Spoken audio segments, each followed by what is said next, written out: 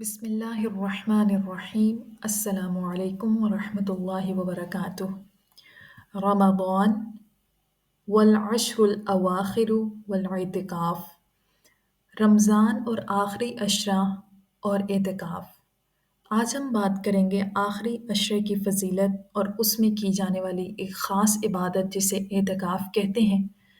شروع کرتے ہیں۔ نحمدہ ونصلی علی رسولہ الکریم، اما بعد فاعوذ باللہ من الشیطان الرجیم، بسم اللہ الرحمن الرحیم۔ رب اشرح لی صدری ویسر لی امری واحلل عقدۃ من لسانی یفقہوا قولی۔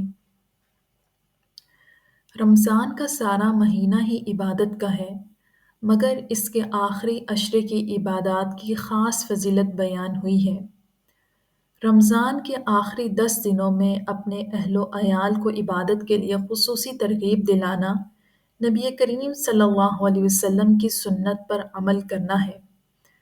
حضرت عائشہ رضی اللہ تعالی عنہا فرماتی ہیں، جب رمضان کا آخری عشرہ شروع ہوتا تو نبی صلی اللہ علیہ وسلم عبادت کے لیے کمر بستہ ہو جاتے، راتوں کو جاگتے اور اپنے اہل خانہ کو بھی جگاتے۔ اس کے علاوہ ایک اور روایت میں آتا ہے، حضرت عائشہ رضی اللہ تعالی عنہا بیان کرتی ہیں، رسول اللہ صلی اللہ علیہ وسلم عام دنوں کی نسبت آخری عشرے میں خوب محنت کرتے اور کوشش کرتے، اور آپ صلی اللہ علیہ وسلم نہ صرف خود محنت کرتے بلکہ حضرت فاطمہ رضی اللہ تعالی عنہا اور حضرت علی رضی اللہ تعالی عنہ کا دروازہ بھی کھٹکھٹاتے اور فرماتے، الا تقومان فتصلیان، کیا تم دونوں نماز پڑھنے کے لیے اٹھو گے نہیں؟ تو ان ساری باتوں سے کیا پتہ چلتا ہے کہ رمضان کا پورا مہینہ ہی دراصل عبادت کا ہے اور بہت زیادہ ثواب کا کام ہے، لیکن آخری عشرے میں اس کی اور زیادہ فضیلت بڑھ جاتی ہے۔ اگر کسی نے پہلے 20 دنوں میں، پہلے 2 عشروں میں کچھ خاص محنت نہیں کی تو یہ 10 دن اس کے پاس ابھی باقی ہیں، وہ اس میں خوب سے خوب محنت کر لے اور زیادہ سے زیادہ عبادت کرنے کی کوشش کریں۔ اب آخری عشرے کی ایک خاص عبادت ہے جسے اعتکاف کہتے ہیں، اور اعتکاف رمضان المبارک میں ہوتا ہے اور اس کے آخری عشرے میں ہوتا ہے۔ تو اب ہم تھوڑا سا اس کے بارے میں بات کر لیتے ہیں۔ اعتکاف کیا ہے، کسے کہتے ہیں؟ اللہ تعالیٰ کا قرب حاصل کرنے کے لیے عبادت کی غرض سے مسجد میں رہنا اعتکاف کہلاتا ہے۔ یہ سنت مؤکدہ کفایہ ہے، ٹھیک ہے؟ سنت مؤکدہ کفایہ کا کیا مطلب ہے؟ یعنی اگر بڑے شہروں دیہاتوں میں کوئی بھی اعتکاف نہ کرے تو سب کے ذمے اس سنت کو چھوڑنے کا وبال آ جائے گا، لیکن اگر کوئی ایک بھی اعتکاف کر لے تو سب کی طرف سے سنت ادا ہو جاتی ہے۔ کیا مطلب؟ کہ اگر آپ کے علاقے میں، آپ کے شہر میں ایک شخص بھی اگر اعتکاف نہیں کر رہا تو سب اس سنت کو چھوڑنے کے مرتکب ہوں گے، اس سنت کو چھوڑنے کا گناہ سب کے اوپر آئے گا۔ لیکن یہ اللہ تعالیٰ کی رحمت ہے، اللہ تعالیٰ نے آسانی کی، کوئی بھی اگر ایک شخص اعتکاف کر لیتا ہے تو باقیوں کے اوپر سے اس سنت کو چھوڑنے کا جو گناہ ہے، جو وبال ہے، وہ ہٹ جاتا ہے۔ تو اس کو کہتے ہیں سنت کفایہ مؤکدہ، اور اس کی مدت رمضان کا تیسرا یعنی آخری عشرہ ہے، یعنی آخری 10 دن ہے۔ اب اس ٹائم پیریڈ میں دنیاوی کاموں، نفسانی خواہشات اور دل پسند مشاغل اور اہل و عیال سے الگ ہو کر خود کو صرف اللہ کی عبادت کے لیے وقف کر دیا جاتا ہے۔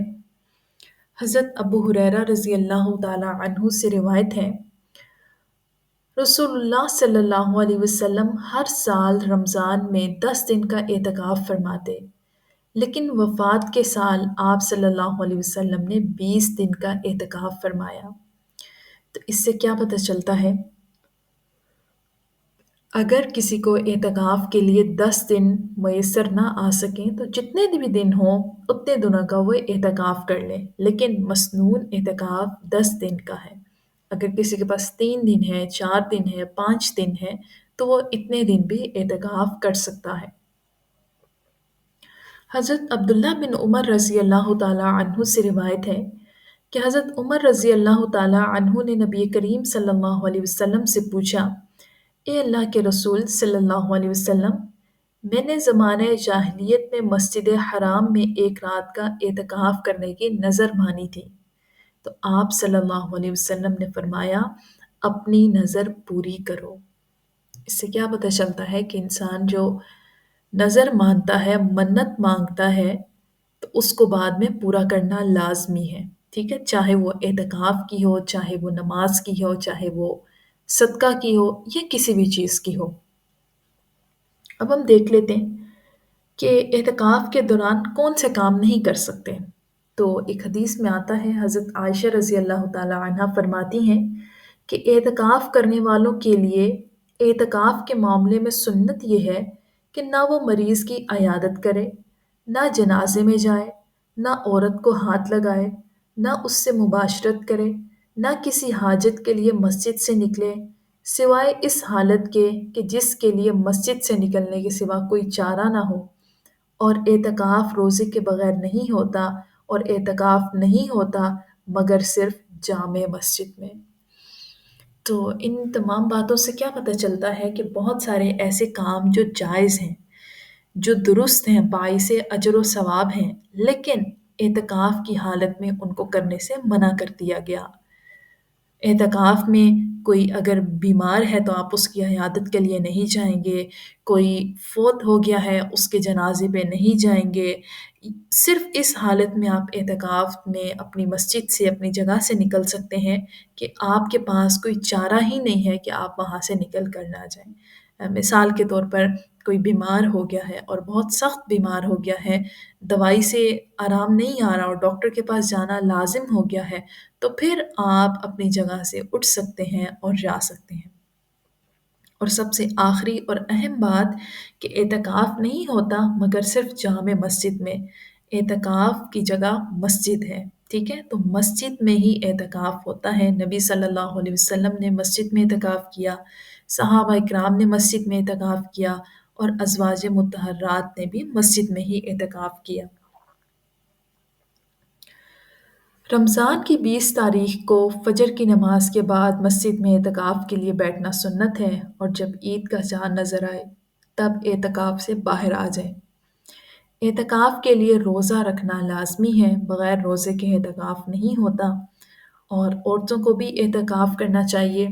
حضرت عائشہ رضی اللہ تعالی عنہا سے روایت ہے کہ نبی کریم صلی اللہ علیہ وسلم رمضان کا آخری عشرہ اعتکاف فرمایا کرتے تھے، یہاں تک کہ آپ صلی اللہ علیہ وسلم نے وفات پائی تو آپ صلی اللہ علیہ وسلم کے بعد آپ صلی اللہ علیہ وسلم کی ازواج مطہرات نے اعتکاف کیا۔ تو اب کرنے کے کیا کام ہمیں پتہ چلتے ہیں، کیا کام کرنا ہے؟ زندگی ہر انسان کی بہت مصروف ہے، لیکن اگر وہ تھوڑا سا وقت اعتکاف کے لیے نکالے تو یہ بہت اچھی بات ہے اور بہت زیادہ باعث اجر ہے۔ اگر خود آپ اعتکاف نہیں کر سکتے تو گھر سے کسی اور فرد کو اعتکاف کروا دیں۔ اور اگر آپ واقعی اعتکاف میں بیٹھ رہے ہیں تو آپ اپنے ٹائم کو پہلے سے ڈیوائڈ کر لیں کہ میں نے ایک دن میں کیا کیا کام کرنا ہے، کس کام کو میں نے کتنا وقت دینا ہے۔ اس کے علاوہ اعتکاف میں نوافل، قرآن مجید کی تلاوت، دعائیں، ذکر اذکار اور اسلامی کتب کا مطالعہ یا کوئی اسلامی لیکچر بھی آپ سن سکتے ہیں، اور ہر قسم کے غیر مفید کاموں اور مشاغل سے اعتکاف میں اجتناب کرنا چاہیے۔ ویسے بھی کرنا چاہیے لیکن اعتکاف میں بہت زیادہ اس کا خیال کرنا چاہیے۔ اور مسجد میں جب اعتکاف ہو رہا ہو تو اس دوران اپنے ساتھیوں کے ساتھ غیر ضروری گفتگو اور بحث و مباحثہ یا لڑائی جھگڑا یہ نہیں کرنا چاہیے۔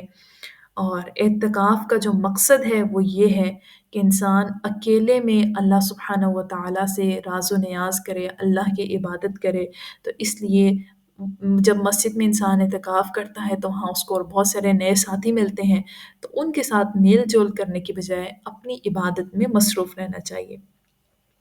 اور اگر اعتکاف کے دوران، کیونکہ ظاہر ہے جہاں پر بہت سارے لوگ ہوں تو کوئی مسئلہ ضرور ہو جاتا ہے، تو کوئی تکلیف آ جائے تو اس پر صبر اور تحمل کا مظاہرہ کرنا ہے۔ اور اگر آپ اعتکاف کرنا چاہتے ہیں لیکن کسی بھی وجہ سے آپ اعتکاف نہیں کر پا رہے، جیسے آپ نے کالج یونیورسٹی جانا ہے، یا آپ کی جاب ہے، یا آپ کے بچے چھوٹے ہیں، یا آپ کے اوپر گھریلو ذمہ داریاں زیادہ ہیں، تو یاد رکھیں کہ وہ ذمہ داری بھی آپ کی اللہ کی طرف سے ہے۔ اب بہت سارے لوگ یہ کہتے ہیں کہ ہم کیسے اعتکاف کریں، ہمارے اوپر تو اور بہت ساری ذمہ داریاں ہیں۔ تو آپ کے اوپر لازم نہیں ہے، فرض نہیں ہے کہ آپ نے لازمی اعتکاف کرنا ہے، ٹھیک ہے؟ آپ کے اوپر جو ذمہ داری ہے، مثال کے طور پر آپ کے بچے اگر چھوٹے ہیں، ان کی دیکھ بھال، ان کا کھانا پینا، ان کا خیال آرام، یہ سب آپ کی سب سے پہلی ذمہ داری ہے۔ تو اگر آپ یہ صحیح طریقے سے پوری کر رہے ہیں اور اس کے ساتھ ساتھ آپ کے دل میں یہ تمنا بھی ہے کہ میں بھی اعتکاف بیٹھ سکوں، تو یاد رہے کہ انسان جب کسی نیک کام کا ارادہ کرتا ہے تو اس کو اس کی نیت پر بھی ثواب ملتا ہے۔ تو اللہ تعالیٰ تو ہم سب کے دلوں کے حال سے خوب واقف ہیں۔ اللہ تو خوب جانتا ہے کون کس نیت کے ساتھ یہ شوق رکھتا ہے کہ میں نے اعتکاف بیٹھنا ہے۔ اور پھر جو انسان واقعی شوق رکھتا ہے تو اللہ تعالیٰ اس کو زندگی میں کبھی نہ کبھی ضرور موقع دیتے ہیں۔ لیکن میں آپ سب سے ایک بات یہ ضرور کہوں گی کہ اگر آپ کی ذمہ داریاں زیادہ ہیں تو آپ ان کو چھوڑ کر اعتکاف کی طرف نہ جائیں۔ اگین وہی بات کروں گی کہ آپ کی جاب ہے، وہاں سے آپ کو چھٹی نہیں مل سکتی، یا آپ کے گھر جوائنٹ فیملی ہے، آپ کے کام زیادہ ہیں، آپ کو وہاں سے چھٹی نہیں مل سکتی، تو آپ اس کے اوپر ناراضگی کا اظہار نہ کریں، آپ اس کے اوپر دل کی تنگی کا اظہار نہ کریں، کیونکہ جو کام آپ کر رہی ہیں وہ بھی باعث اجر و ثواب ہے۔ تو اللہ سے دعا کریں، کوشش کریں، انشاءاللہ زندگی میں کبھی نہ کبھی موقع ضرور مل جائے گا۔ اللہ تعالیٰ ہم سب کو صحیح طریقے سے آخری عشرے کی عبادت کرنے کی توفیق عطا فرمائے۔ وآخر دعوانا ان الحمد للہ رب العالمین۔ سبحانک اللہم وبحمدک، نشہد ان لا الہ الا انت، نستغفرک ونتوب الیک۔ السلام علیکم ورحمۃ اللہ وبرکاتہ۔